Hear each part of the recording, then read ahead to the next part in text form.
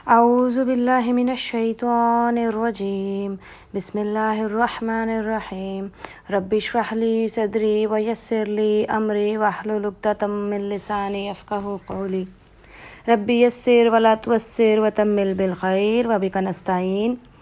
السلام علیکم ورحمۃ اللہ وبرکاتہ۔ آج ہم نصف پارے کے آگے سے سٹارٹ کرنے لگے۔ الحمدللہ پہلا پارہ نصف تک ہم لوگ کمپلیٹ کر چکے ہیں۔ بسم اللہ الرحمن الرحیم۔ فویل للذین یکتبون الکتاب بایدیہم ثم یقولون ھذا من عند اللہ لیشتروا بہ ثمنا قلیلا۔ بس ہلاکت ہے اور تباہی ہے ان لوگوں کے لیے جو اپنے ہاتھوں سے شرع کا نوشہ لکھتے ہیں، پھر لوگوں سے کہتے ہیں کہ یہ اللہ کے پاس سے آیا ہوا ہے تاکہ اس کے بدلے میں معاوضہ لے سکیں، تھوڑا سا فائدہ حاصل کر سکیں۔ یعنی کہ یہ بات یہاں پہ ہو رہی ہے ان لوگوں کے بارے میں جو قرآن کی تشریح کو اپنی مرضی سے رد و بدل کر دیتے ہیں یا فتوے لکھ دیتے ہیں، اور اس کا مقصد قرآن سے ہٹ کے اپنی بات کو ثابت کرنا یا تھوڑی سی قیمت کے بدلے میں کوئی ایسا فتویٰ دے دینا۔ ایسے بہت سے فتوے آج کے دور میں بھی موجود ہیں۔ حلالہ جس کو حرام کہا گیا ہے، اس کے بارے میں کئی لوگوں نے فتوے دیے ہوئے ہیں۔ اس کے علاوہ اور کئی ایسے معاملات ہیں جو قرآن کی روح سے ثابت ہیں، قرآن سے حدیث سے ثابت ہیں کہ یہ ہمارے دین کا حصہ نہیں ہے، لیکن اس کے بارے میں فتوے دے دیے جاتے ہیں۔ تو کیا مقصد ہوتا ہے؟ دنیا کی تھوڑی سی قیمت خرید لینا، کوئی تھوڑی سی دنیا حاصل کر لینا اس کے بدلے میں۔ تو اللہ تعالیٰ نے کہا فویل لہم مما کتبت ایدیہم وویل لہم مما یکسبون، کہ یہ ان کے ہاتھوں کا یہ جو لکھا ہوا ہے یہ بھی ان کے لیے تباہی کا سامان ہے، اور ان کی یہ جو کمائی ہے یہ بھی ان کے لیے ہلاکت کا سامان ہے۔ یعنی یہ جو فتوے لکھ دیتے ہیں یہ بھی ان کو ہلاک کریں گے، اور اس کے بدلے میں جو قیمت لے لی ہے وہ بھی حرام اور ہلاکت کا باعث بنے گی ان کے لیے۔ وَقَالُوا لَن تَمَسَّنَا النَّارُ إِلَّا أَيَّامًا مَّعْدُودَةً۔ اب کیا کہتے تھے وہ لوگ کہ ہمیں دوزخ کی آگ ہرگز نہ چھوئے گی الا یہ کہ چند روز سزا مل جائے تو مل جائے۔ اب یہاں پہ ہم ساتھ ساتھ یہ بھی دیکھتے جائیں گے کہ جو چیزیں بنی اسرائیل کی قوم میں تھی، ہماری قوم میں تو کہیں وہ غلطیاں نہیں ہیں۔ کیا آج کے دور میں ہم مسلمانوں میں ایسے لوگ نہیں موجود جو کہتے ہیں کہ جو کچھ بھی کر لیں نبی کریم صلی اللہ علیہ وسلم نے آخر تو ہماری شفاعت کر دینی ہے، کچھ عرصے کے لیے جو جہنم میں جائیں گے، ایٹ دی اینڈ تو ہم نے جنت میں آ ہی جانا ہے کیونکہ ہم نبی کریم صلی اللہ علیہ وسلم کی امت میں سے ہیں۔ اور یہ کہتے ہوئے ہمارے ذرا رونگٹے کھڑے نہیں ہوتے کہ ایک پھیرا بھی جنت کا کیا لگانے کے قابل ہم ہیں؟ جو سزا وہاں پہ ملنی ہے، جو کہا یہ جاتا ہے، حدیث کے الفاظ ہیں کہ جو دنیا میں بڑی مشکل اور تنگی کی زندگی گزار رہا ہوگا، جب اسے ایک چکر جنت کا لگوایا جائے گا تو اسے پوچھا جائے گا کیا تم نے کبھی کوئی دنیا میں مشکلات دیکھی تھی؟ وہ کہے گا نہیں، یعنی وہ اتنی وہاں کی سہولتیں دیکھے گا، وہ کہے گا میں نے زندگی میں کبھی کوئی مشکل دیکھی ہی نہیں اس ایک چکر پہ۔ اور جو شخص دنیا میں عیاشی کی زندگی گزار کے کیا ہوگا، اس کو ایک پھیرا لگوایا جائے گا جہنم کا، اور اس سے پوچھا جائے گا کیا تم نے کبھی کوئی خوشی کا موقع بھی دیکھا؟ وہ کہے گا نہیں، میں نے کبھی کوئی سکون کی زندگی دیکھی ہی نہیں۔ اور یہ ہم لوگ ہیں کہ ہم کہتے ہیں کہ ایک جنت کا چکر لگے گا اور واپس آ جائیں گے۔ اب اس کے بعد اللہ تعالیٰ کا بھی جواب دیکھ لیتے ہیں کہ جب بنی اسرائیل بھی جب ایسا کہتے تھے یا ہم لوگ بھی اگر ایسا کہتے ہیں تو اس پہ اللہ تعالیٰ کا کیا جواب ہے وہ بھی دیکھ لیں۔ قُلْ أَتَّخَذْتُمْ عِندَ اللَّهِ عَهْدًا أَفَلَن يَخْلِفَ اللَّهُ عَهْدَهُ أَمْ تَقُولُونَ عَلَى اللَّهِ مَا لَا تَعْلَمُونَ۔ کیا تم نے اللہ سے کوئی عہد لیا تھا جس کی خلاف ورزی وہ نہیں کر سکتا؟ یا بات یہ ہے کہ تم اللہ کے ذمے ایسی بات ڈال رہے ہو جس کے متعلق تمہیں خود بھی علم نہیں ہے کہ اس نے اس کا ذمہ لیا تھا؟ دیکھیں یہاں پہ بتا دیا گیا ہے کہ اللہ تعالیٰ تو پوچھ رہے ہیں کہ کیا میں نے وعدہ لیا تھا کہ ایک چکر جہنم کا اور بعد میں آپ کو جنت میں ہی بھیج دینا ہے کیونکہ آپ میرے محبوب کی امت سے ہیں تو پکا آپ جنتی ہی ہیں؟ اللہ نے تو ایسا کوئی عہد نہیں لیا۔ اللہ تو خود کہہ رہے ہیں کہ کیا میں نے ایسا کوئی عہد لیا ہے، یا آپ میرے اوپر کوئی جھوٹ باندھ رہے ہیں ایسی بات کہہ کے کہ ہمیں اللہ تعالیٰ نے ہم سے ایسا وعدہ لیا ہوا ہے۔ بلا من کسب سیئات واحاطت بہ خطیئتہ فاولئک اصحاب النار۔ آخر تمہیں دوزخ کی آگ کیوں نہیں چھوئے گی؟ جو بدی کمائے گا اور اپنی خطا کاری کے چکر میں پڑا رہے گا وہ دوزخی ہے۔ یعنی ایسا شخص جو برائیاں کر رہا ہے اور بدی کے چکر میں پڑنا، مطلب آپ ایک برائی کر رہے ہیں اور اس کو برائی بھی نہیں سمجھ رہے ہیں، کنٹینیوسلی وہ برائی کرتے چلے جا رہے ہیں۔ جیسے آج کے دور میں آپ دیکھیں نماز کے بارے میں ہمارا کیا ایٹیٹیوڈ ہے کتنے ہی لوگ ہیں جو نماز پڑھتے ہی نہیں ہیں، یا کبھی پڑھ لی کبھی نہ پڑھی، اور اس کے اوپر انہیں کوئی شرمندگی بھی نہیں ہے۔ صحابہ کے دور میں تو اگر کسی کی ایک نماز رہ جاتی تھی تو ان کو اتنا افسوس، وہ اتنی اللہ سے توبہ کرتے تھے ہماری ایک نماز رہ گئی، اور ہم لوگ یہ ہے کہ ایک برائی بھی کرنا، اس کے چکر میں پڑے رہنا اور اس کو کچھ سمجھنا بھی نہ کہ ہم نے کچھ گناہ بھی کیا ہے۔ تو ایسے لوگوں کے بارے میں تو کہہ دیا ہے کہ یہی تو ہیں جو دوزخ میں جانے والے ہیں اور ہمیشہ اسی میں رہنے والے ہیں، ہم فیہا خالدون، ہمیشہ اسی میں رہنے والے ہیں۔ والذین آمنوا وعملوا الصالحات اولئک اصحاب الجنۃ ہم فیہا خالدون۔ اب وہ لوگ جو ایمان لائیں گے اور نیک عمل کریں گے وہی جنتی ہیں اور جنت میں ہمیشہ رہیں گے۔ ساتھ میں ایمان والوں کو خوشخبری بھی دے دی ہے کہ ان ساری باتوں کے بعد جو ایمان لائے گا وہ جنت میں جائے گا، اور ان لوگوں کے لیے ہمیشہ کی جنتیں ہیں۔ وَإِذْ أَخَذْنَا مِيثَاقَ بَنِي إِسْرَائِيلَ لَا تَعْبُدُونَ إِلَّا اللَّهَ۔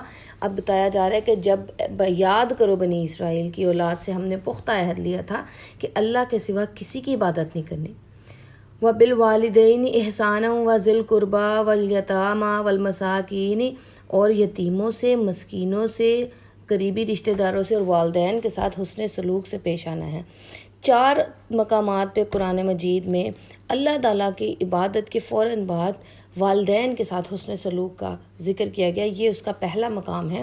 آگے بھی کچھ مقامات پہ یہی بات ہوگی کہ حقوق اللہ میں جو ٹاپ پریورٹی ہے نا وہ اللہ تعالیٰ کے لیے نماز، اور حقوق العباد میں جو سب سے پہلی پریورٹی ہے وہ ہمارے والدین کے ساتھ حسن سلوک۔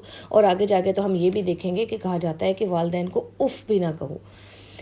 آگے دیکھتے ہیں، وَقُولُوا لِلنَّاسِ حُسْنًا وَأَقِیمُوا الصَّلَاةَ وَآتُوا الزَّکَاةَ ثُمَّ تَوَلَّیْتُمْ إِلَّا قَلِیلًا مِّنکُمْ وَأَنتُم مُعْرِضُونَ۔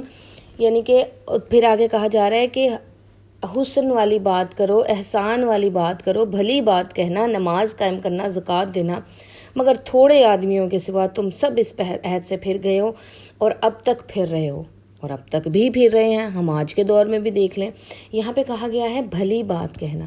بھلی بات کا مطلب یہ ہرگز نہیں ہے کہ آپ نے بس اچھے طریقے سے بات کرنی ہے، بے شک وہ دین کے اپوزٹ بات ہی کیوں نہ ہو۔ نہیں، بھلی بات کا مطلب ہے آپ نے اچھے طریقے سے دین کی بات کو کنوے کرنا ہے۔ اگر آپ کے سامنے کوئی لڑکی بغیر دوپٹے کے باہر نکل رہی ہے، اب یہ نہیں کہ وہ اس کی زندگی، اس کا معاملہ، آپ کا اس کو کہنا فرض ہے، ٹھیک ہے؟ آپ اپنی بہن کو ایسے ہی نہیں جانے دیں گے، ہاں بھلے طریقے سے، اچھے طریقے سے اسے نیکی کی بات کہیں گے اور اسے اپنے طریقے سے سمجھانے کی بھرپور کوشش کریں گے۔ اور اس کے بعد دیکھیں نماز قائم کرو، زکوٰۃ ادا کرو، اور ساتھ بتا دیا تھوڑے کے علاوہ سارے اس عہد سے پھر گئے ہیں، اور آج کے دور میں بھی اب تک پھر رہے ہیں۔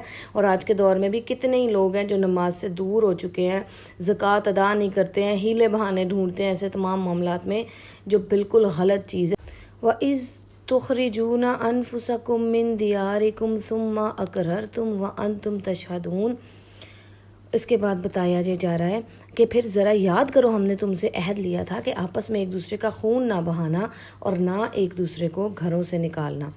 جب 12 قبیلے بنی اسرائیل کے بن گئے تھے تو فلسطین کے فتح ہونے کے بعد ان قبیلوں کے آگے اور چھوٹے چھوٹے قبیلے بن گئے تھے، اور وہ آپس میں ایک دوسرے سے لڑتے تھے، جھگڑتے تھے۔ اور پھر جب لڑائی جھگڑا ہوتا تھا نا تو بنی اسرائیل کے جو اپنے مسلمان ہوتے تھے، بنی اسرائیل اس دور کے مسلمان ہی تھے، کیونکہ اگلی کتاب آنے سے پہلے تک جو پچھلی کتاب پہ ایمان لاتے، نبی پہ ایمان لاتے، وہ مسلمان ہوتے۔ اس وقت جب بنی اسرائیل اپنے لوگوں کو تنگ کرتے تھے تو وہ نکل کے رومنز اور پرشین سے جا کے، یعنی غیر مسلموں سے مدد لیتے تھے اور ان کے پاس ٹھکانہ لیتے تھے، اور وہ لوگ انہیں قیدی بنا کے رکھ لیا کرتے تھے۔ تو جب وہ قیدی دوبارہ آتے ہوتے تھے یہودیوں کے پاس تو پھر یہ لوگ انہیں فدیہ دے کے آزاد کرا لیا کرتے تھے۔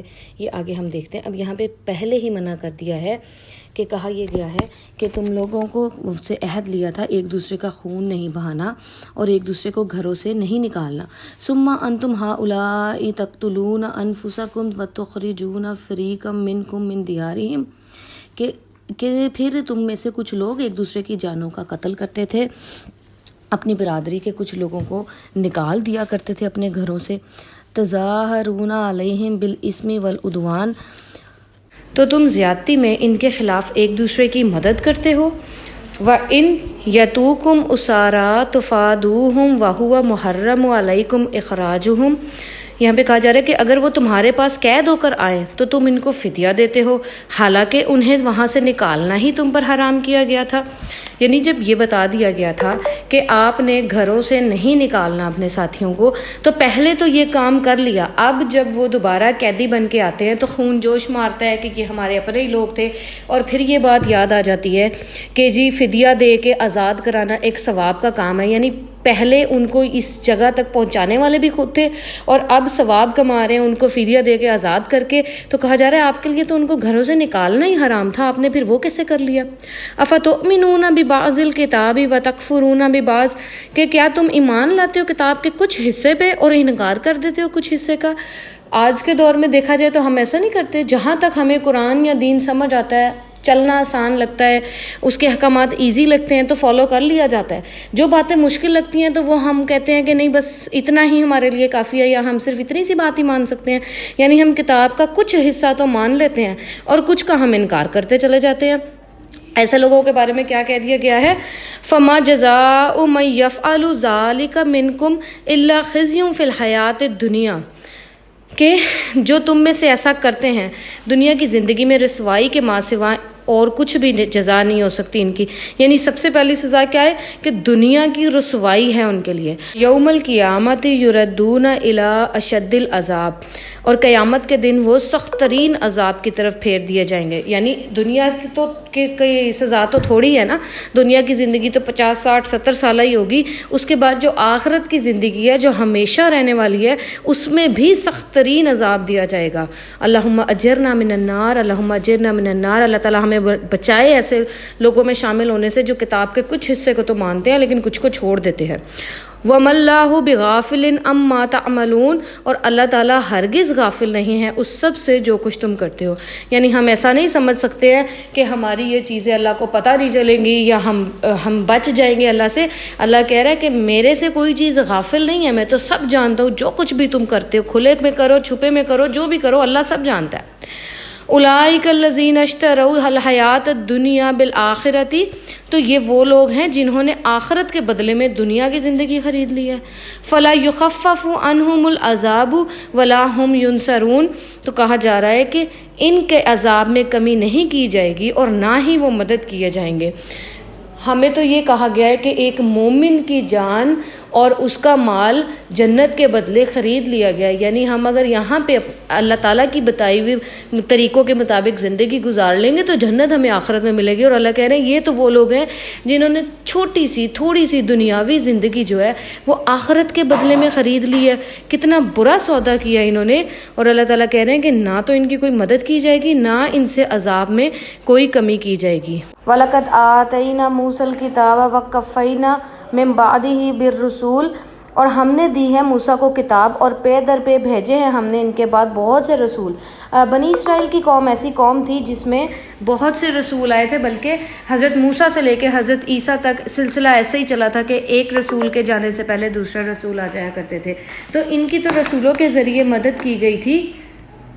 اور اس کے بعد کہا جا رہا ہے وَآتَيْنَا عِیسَیٰ ابْنَ مَرْیَمَ بِالْبَیِّنَاتِ وَأَیَّدْنَاهُ بِالرُّوحِ الْقُدُسِ، کہ ہم نے اس کے بعد ہم نے عیسیٰ ابن مریم کو روشن نشانیاں دے کر بھیجا اور روح پاک سے ان کی مدد کی۔ یعنی حضرت عیسیٰ کو جب بھیجا گیا تھا تو جو ان کے معجزات تھے، جو واضح نشانیاں تھیں، تو ان پہ ایمان لانا تو کوئی مشکل بات نہیں تھی، انہوں نے ان کا بھی انکار کیا۔ عیسیٰ ابن مریم کے آنے کے بعد بھی ان کو مسئلہ یہ ہوتا تھا کہ ہم اپنے بزرگوں کی بات کو نہیں چھوڑ سکتے ہیں، جس دین پہ جو جس طرح سے حرام کھاتے تھے اور جس طرح کی زندگی وہ گزار رہے تھے وہ اس پہ ڈٹے ہوئے تھے۔ اور حضرت عیسیٰ ابن مریم جب ہیکل سلیمانی میں آتے تھے، دیکھتے تھے اور ان کو منع کرتے تھے، روکتے تھے، تو ان کو یہ باتیں بری لگتی تھی، اور انہی وجوہات کی وجہ سے یہودیوں نے پھر حضرت عیسیٰ کی قتل کی تیاریاں شروع کر دی تھی اور پلاننگ شروع کر دی تھی، اور اللہ تعالیٰ نے پھر حضرت عیسیٰ کو زندہ آسمانوں پہ اٹھا لیا تھا۔ پھر اس کے بعد آتا ہے کہ أَفَكُلَّمَا جَاءَكُمْ رُسُولٌ بِمَا لَا تَهْوَىٰ أَنفُسُكُمُ اسْتَكْبَرْتُمْ، کہ تو کیا جب تمہارے پاس کوئی رسول اس چیز کے ساتھ آیا جو تمہارے دل نہیں چاہتے تھے تو تم تکبر کی وجہ سے اس کو جھٹلا دیا کرتے تھے. یہی بات ہو رہی ہے، جو چیزیں، جو احکامات جن ڈھٹائی پہ یہ لوگ اڑے ہوئے تھے صرف اس وجہ سے کہ تکبر تھا، چیزیں چھوڑنے کا دل نہیں کرتا تھا، اپنا لائف سٹائل جو دین کے مطابق نہیں تھا اس کے مطابق ہی چلتے چلے جا رہے تھے اور پھر انبیاء تک کا انکار کر دیتے تھے. آج اگر ہم غور کریں، کیا ہم اپنے نبی کی باتوں کا صرف اس وجہ سے انکار نہیں کر دیتے کہ جو بھی ہمارا لائف سٹائل چل رہا ہے، جو نظام جس پہ ہم پہلے سے چلتے چلے آ رہے ہیں وہ ہم سے چھوڑا نہیں جا رہا؟ ہم لوگ بھی تو وہی غلطیاں کر رہے ہیں جو ساری غلطیاں پہلے بنی اسرائیل کی قوم کرتی چلی آئی ہے. وفریقاً تقتلون، اب کچھ تو اس میں سے جھٹلایا کرتے تھے اور کچھ قتل کر دیا کرتے تھے. اور یہی کچھ ہم نے دیکھا حضرت زکریا علیہ السلام کو، حضرت یحییٰ علیہ السلام کو. کچھ نبیوں کو یہ جھٹلا دیتے تھے اور کچھ کو قتل کر دیا کرتے تھے. اب یہ ساری باتیں انہیں یاد دلائی جا رہی ہیں اور ساتھ کہا جا رہا ہے وَقَالُوا قُلُوبُنَا غُلْفٌ، کہ اب اس کے بعد انہوں نے یہ کہا کہ ہمارے دل غلافوں میں ہیں، یعنی وہ کہتے تھے کہ ہمارے اوپر یہ باتیں اثر نہیں کرتی. ساتھ کے ساتھ آپ صرف یہ دیکھتے جائیں کہ ہمارے معاشرے کا کیا المیہ چل رہا ہے. کیا ہم یہ نہیں کرتے ہیں کہ ہم اپنے بڑے بزرگوں کی باتوں کو صرف اس وجہ سے نہیں چھوڑ رہے، بے شک قرآن حدیث سے وہ ثابت ہو جائے، لیکن ہم نے نہیں چھوڑنی کیونکہ ہم شروع سے یہی کچھ کرتے آ رہے ہیں، ہمارے بڑے بزرگ ایسا ہی کرتے ہیں، ہم ایسی چیزیں نہیں چھوڑ سکتے. تو ہم یہی کہتے ہیں کہ بھئی ہمارے دل تو غلافوں میں ہیں، یا ہمارا دل صاف ہے، یا ہمارے دل میں یہ بات ہے، ہم نے بس اسی کو فالو کرنا ہے. اللہ تعالیٰ نے اس بات کے جواب میں کہا ہے بل لعنہم اللہ بکفرہم فقلیلا ما یؤمنون، کہ اللہ تعالیٰ نے ان کے کفر کی وجہ سے ان پر لعنت کر دی ہے، لہٰذا کم ہی ہیں جس پر وہ ایمان لاتے ہیں. یعنی یہ ان کے دل غلافوں میں نہیں ہے، اللہ تعالیٰ کہہ رہے ہیں یہ تو ان کی اس ڈھٹائی کی وجہ سے، اللہ تعالیٰ کی لعنت کی وجہ سے ان کے دل جو ہیں وہ ایمان نہیں لا رہے ہیں، وہ کفر کی وجہ سے ان پہ اللہ کی لعنت پڑ چکی ہے. وَلَمَّا جَاءَهُمْ كِتَابٌ مِّنْ عِندِ اللَّهِ مُصَدِّقًا لِّمَا مَعَهُمْ، اور جب اللہ تعالیٰ کی طرف سے ان کے پاس ایک کتاب آ گئی جو اس کی تصدیق کرنے والی تھی جو ان کے پاس ہے.